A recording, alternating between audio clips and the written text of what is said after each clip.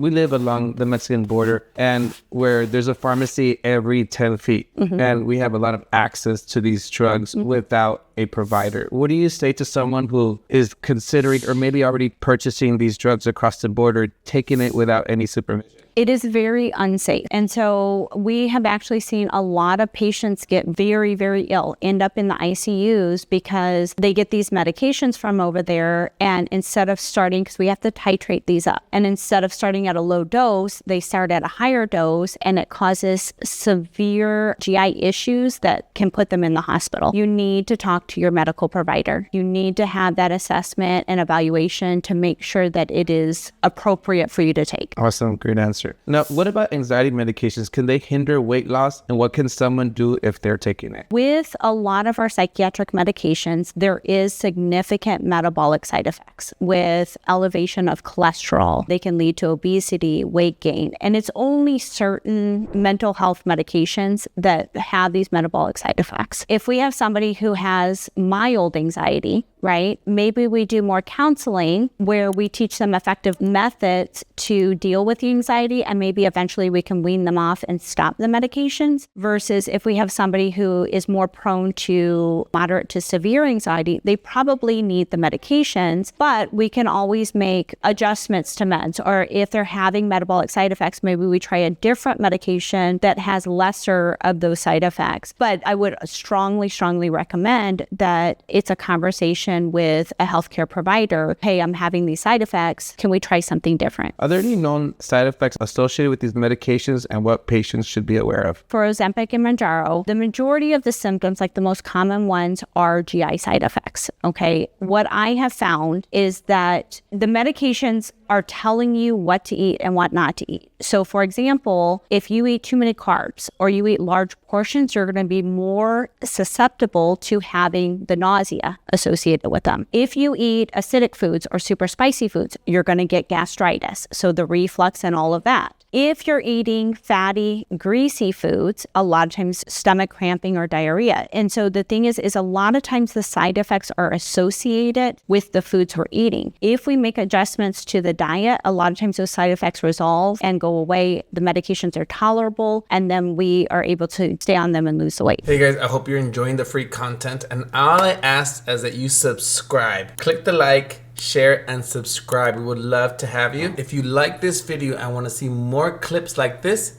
click here. If you want to see the entire interview or the entire video, click here.